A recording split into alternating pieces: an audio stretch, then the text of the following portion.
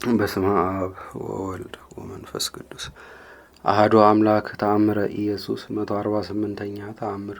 ስለ ጻድቁ ላሊበላ የኢትዮጵያ ንጉሠ ነገሥት ይቅርታው ቸርነቱ ለዘላለሙ በእውነት ለሁላችን ይደረግልንና ጌታችን አምላካችን መድኃኒታችን ኢየሱስ ክርስቶስ ያደረገው ተአምር ይህ ነው። በኢትዮጵያ አጼ ላሊበላ የተባለ አንድ ታላቅና ገናና ንጉሥ ነበረ።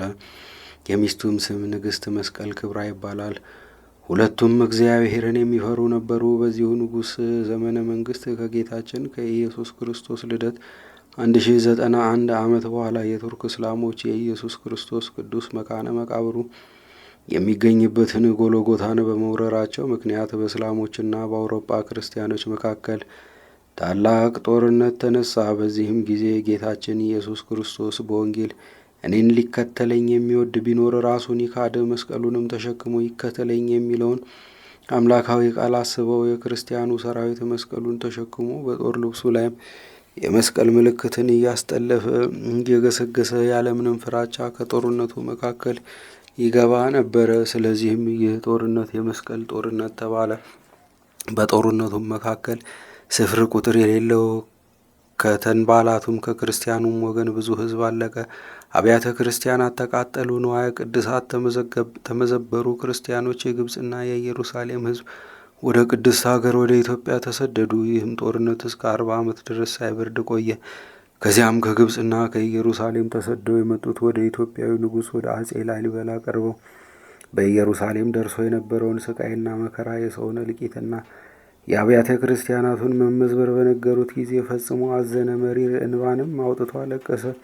እነኛን ስደተኞች ግን በፍቅር ተቀብሎ እየተንከባከበ በክብር አስቀመጣቸው። ከሱ በፊት በኢትዮጵያ ነግሶ የነበረው ንጉሥ አርማህ ወደ ኢትዮጵያ ተሰደው የመጡትን የመሐመድን ወገኖች በፍቅር ተቀብሎ በማስቀመጡና በማስተናገዱ ሲመሰገን መኖሩን ያውቅ ነበርና በዚህም ጊዜ የብዙዎቹ እናት አገር ኢትዮጵያ ዛሬም ከዛሬም በፊት እንግዳ ተቀባይ አገር ስትባል የኖሮች መሆኑን አስመሰከረች። ንጉሡ ላሊበላ ግን የአንድ የአዳም ልጆች ሆነው ክርስቲያኖቹና እስላሞቹ በጦርነት መተላለቃቸውና አብያተ ክርስቲያናትና ኢየሩሳሌም በመመዝበራቸው ይልቁንም የጌታ ኢየሱስ ክርስቶስ መካነ መቃብር ጎልጎታ የጦር አውድማ በመሆኗ በልቡ ሐዘንና ትካዜ ያደረበት።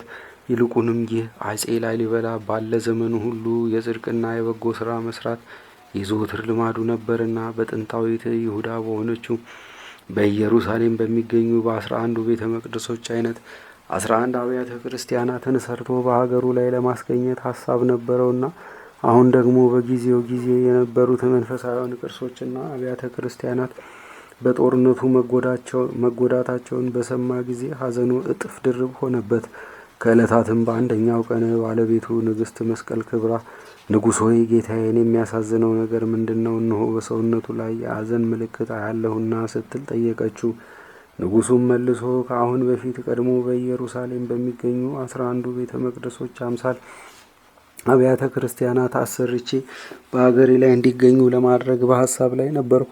አሁን ደግሞ በዚያ የሚገኙ ቅዱሳት መካናት የጌታን መካነ መቃብር ጎልጎታን ጨምሮ በተንባላት እጅ መውደቃቸውን ሰምቼ እንዴት አላዝንም አላት። ንግሥቲቱም ንጉሥ ሆይ ጠላት ጠፍቶልሃል፣ የባለጋራም ኃይል ተደምስሷል፣ አገርህም ፍጹም ሰላም ናት። እንግዲህ አስቀድሞ ያሰብከውን አብያተ ክርስቲያናት ለምን አታንጽም አለችው። ንጉሡም ያውስ ቢሆን እግዚአብሔር ካልፈቀደና መንፈስ ቅዱስ ካልተጨመረበት ይሆናልን አላት። ንግሥቲቱም መልሳ ንጉሥ ሆይ አዎን መልካም ተናገር፣ አሁንም እግዚአብሔር መልካሙን ነገር ያመለክተን ዘንድ ቀኖና አንግባ አለችውና በዚያኑ ጊዜ ሁለቱም ቀኖና ገቡ። ከዚያም በሰኔ 12 ቀን ጌታችን ሚካኤልንና ገብርኤልን ወደ እነሱ ላከላቸውና እነሱም ለእያንዳንዳቸው ለንጉሡና ለንግሥቲቱ በራእይ ተገለጹላቸው። በዚህም ጊዜ እንደ እስራኤል ንጉሥ እንደ ሶሎሞን እግዚአብሔር ልመናህን ሰምቶ ጥበብህን ገልጾልሃልና የልቡናህን ሐሳብ ሁሉ አድርገ ቀድሞ እንዳሰብከውም አብያተ ክርስቲያናትን ስራ ብሎሃል ብሎ ቅዱስ ሚካኤል ጌታችን እንደላከው ለንጉሡ ነገረው። ዳግመኛም ቅዱስ ገብርኤል ለንግሥቲቱ እኔ ባመለከትኩሽ መሰረት ቤተ ክርስቲያኑን የሚሰራበትን ቦታ ለንጉሡ አመልክችው፣ ይህ ክብር ላንቺ ተሰጥቶሻልና የቤተ ክርስቲያናቱም ስራ እስኪፈጸም ድረስ ከንጉሡ አትለይ ብሎ ለንግሥቲቱ ነገራት። ቦታውንም አመለከታት። ይህንንም ከነገሯቸው በኋላ ከነሱ ተሰወሩ። ንጉሡ ላሊበላና ንግሥቲቱ መስቀል ክብራም ቀኖናቸውን ከፈጸሙ በኋላ ስለተገለጸላቸው ታላቅ ምስጢር እግዚአብሔርን አመሰገኑ። ንግሥቲቱም መልአኩ ገብርኤል እንደነገራት ንጉሡን በቡግና ወረዳ ገዳመ ሮሃ ከሚባለው ጭንጫንና ድንጋያማ ቦታ ወስዳ አብያተ ክርስቲያናቱን ከእነዚህ ቋጥኞች ላይ ስራ ብሎ ጌታችን ቅዱስ ገብርኤልን ልኮ አዞሃል አለችው። ቦታውንም ደብረ ሮሃ ትለዋለ። ደብረ ሮሃ ማለትም በአረብኛ ቋንቋ ሕይወት ወይም መንፈስ ቅዱስ ማለት ነው። ንጉሡም ንግሥት ሆይ በአለት ድንጋይ ላይ ቤት ለመስራት ከቶ እንዴት ይቻላል አላት። ንግሥቲቱም ከእግዚአብሔር በተሰጠ ጸጋና መንፈስ ቅዱስም በገለጸልህ ጥበብ ስራ ለእግዚአብሔር የሚሳነው ነገር የለምና አለችው። ንጉሡም በነገሯ ተደንቆ ንግሥት ሆይ ለአንቺ ብጽዕት መባል ይገባሻል፣ ሃይማኖትሽም ታላቅ ነው። ለእግዚአብሔር የሚሳነው ነገር እንደሌለ በፍጹም ልቡናሽ አምነሻልና አሁንም እንደተናገርሽ አደርጋለሁ አለ። በዚህም ጊዜ በንጉሡ በላሊበላ ላይ የእግዚአብሔር ቅዱስ መንፈስ አደረበት። መንፈስ ቅዱስም ጥበብን ገለጸለት፣ ፍጹም እውቀትንም በአእምሮ ውስጥ ቀረጸበት። ከዚያም ንጉሡ ከኢየሩሳሌምና ከግብፅ ሀገር 500 የሚሆኑ ድንጋይ ጠራቢዎችንና አናጺዎችን አስመጣ። ከሀገርም ውስጥ 500 የጌጥ ቅርጽ የሚያወጡ አዋቂዎችን ሰበሰበ። እንግዲህ ይህ ንጉሥ በራሱ ስራ መሪነት በራሱ መሐንዲስነት ታላላቁን ቋጥኝ ውስጡን እያስፈለፈለ የ11ዱን አብያተ ክርስቲያናት ስራ ጀመረ። እነሆ መንፈስ ቅዱስ ጥበብን ገልጾለታልና ሌላ ጣልቃ ሳያስገባ ከቋጥኙ ብቻ ግድግዳውንና ጣራውን፣ መዝጊያውንና መስኮቱን፣ አዕማዱንና ቅኔ ማህሌቱን፣ ቅድስቱንና መቅደሱን፣ ለቤተ ክርስቲያን የሚያስፈልጉትን ክፍሎች ሁሉ ልዩ ልዩ ቅርጽ እያወጣ በልዩ ልዩ መልክ እያስጌጠና እያሳመረ መንፈስ ቅዱስ እየመራውና ቅዱስ ሚካኤል እየተራዳው በ20 ዓመት ሰርቶ አጠናቀቀ። በዚህም ስራው ሁሉ ባለቤቱ ንግሥት መስቀል ክብራ ከእርሱ ለአንዲት ሰዓትስ እንኳ ተለይታ አታውቅም።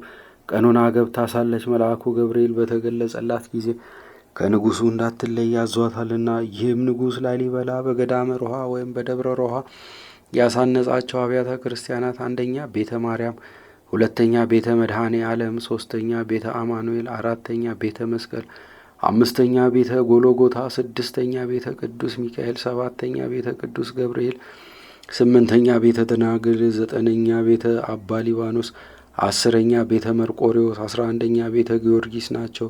የተወደዳችሁ ወንድሞች ከሰው ልጆች ሁሉ በግብፅም ከሚገኙ ጥበበኞች ይልቅ ሶሎሞን ጥበበኛ እና አስተዋይ እንደተባለ ሰምታችኋል። ታዲያ እሱ ታላላቅ ምርጥ ድንጋዮችን በ7 እና በ8 ክንድ እያስጠረበና ኪራም የጢሮስ ንጉሥ የጥድና የዝግባ እንጨቶችን በመርከብ እያቀረበለት የእግዚአብሔርን ቤተ መቅደስና የራሱን ቤተ መንግስት ማለት ሁለቱን ቤቶች ሰርቶ የጨረሰው በ20 ዓመት ነው። ላሊበላ ግን ወልደ እግዚአብሔር ኢየሱስ ክርስቶስ በገለጸለት ጥበብ ከብዙ ልዩ ልዩ ክፍሎቻቸውና ቅርጾቻቸው ጋር 11ዱን አብያተ ክርስቲያናት በ20 ዓመት ሰርቶ አጠናቀቀ። ስለዚህም ጥበበኞች ነን ከሚሉ ምድራውያን ፍጥረታት ሁሉ የዚህን ታላቅና ገናና ንጉሥ የላሊበላን ደግነቱንና ጻድቅነቱን መንፈሳዊ ብቃቱንና ምጥቀተ ጥበቡን ከማድነቅ በስተቀር እንጽፍላችሁ ዘንድ ቃላቶች ያጥሩናል። የተወደዳችሁ የክርስቶስ ቤተሰቦች እንግዲህ በዚህ ደገኛ ንጉሥ እጅ የታነጹትን አብያተ ክርስቲያናት እስኪ ተመልከቱ። በእያንዳንዳቸው አብያተ ክርስቲያናት በውስጥና በውጭ የሚገኙት ስራዎች የቅርጻቸው አይነት ተነግሮ የሚያልቅ አይደለም፣ ተመልካችም አይጠግበውም፣ አድናቆቱም በልብ ታስቦ አይዘለቅም። በጠቅላላው በንጉሡ በላሊበላ እጅ የተሰሩት ስራዎች ሁሉ ስጋ ለባሲ ቆጥሮ ሊደርስበት አይቻለውምና እንዲህም ከሆነ በንጉሡ በላሊበላ እጅ የታነጹትን እኒህን አስደናቂ የህንጻ ስራዎች ስራ አስደናቂነት ለመረዳት የሚፈልግ ሁሉ መጥቶ በአይኑ ቢመለከት በጆሮ ከሰማነው ይልቅ በአይናችን ያየነው ስራ በልጦ አገኘ ነው በማለት ምስክርነቱን ሊሰጥ ይችላል። ይህንንም አባባል የተገነዘቡ የዓለም የሥነ ጥበብ ተመራማሪ ጠበብቶች ከዓለም ዳርቻ ወደ ኢትዮጵያ እየመጡ ወደዚሁ ወደ ደብረ ሮሃ በመሄድ የእነዚህን አብያተ ክርስቲያናት ስራ ተመልክተው ፈጽሞ በመደነቅ ይህን የመሰለ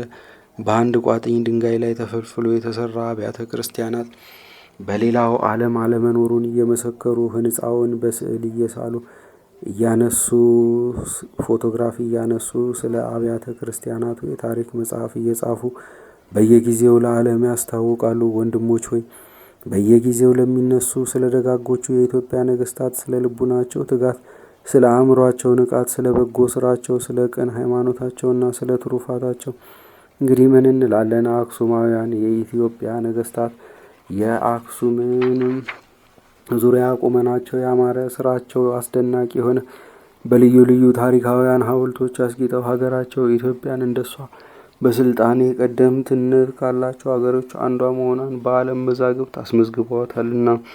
ይልቁንም ከነሱ በኋላ የነገሰው ንጉሥ አጼ ላሊበላ በላስታ በገዳመ ሮሃ ወይም በደብረ ሮሃ እግዚአብሔርን ደስ በሚያሰኝ ገንዘብ የዓለምን ሕዝብ በሚያስደንቅ አኳኋን ስራቸው ያማረ ህብራቸውና ቅርጻቸውን ሲመለከቱት ለሁል ጊዜ አዲስ የሚሆን የሰራቸው አብያተ ክርስቲያናት ለጠቅላላው የኢትዮጵያ ሕዝብ መመኪያ ሆነው ስለተገኙ እነዚህ ሁሉ ነገስታት በእግዚአብሔር ፊት ንዑዳን ክቡራን ናቸው። በወገኖቻቸው ልቡናና በዓለምም ሕዝብ ዘንድ ስለ አስደናቂ ስራቸው ለዘላለም ሲታሰቡ ይኖራሉ። የብፁዕ ላሊበላ ልደቱ ግን በታኅሳስ 29 ቀን ነው። በተወለደበትም ዕለት የንብ ሰራዊት መጥቶ ሕፃኑን እንደ ማር ከቦ ያነበንብ ነበረ።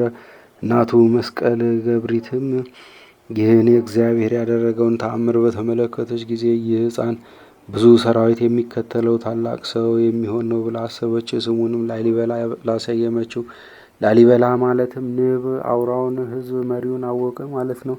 ይቅርታው ቸርነቱ ለዘላለሙ በእውነት ለሁላችን ይደረግልን፣ አሜን።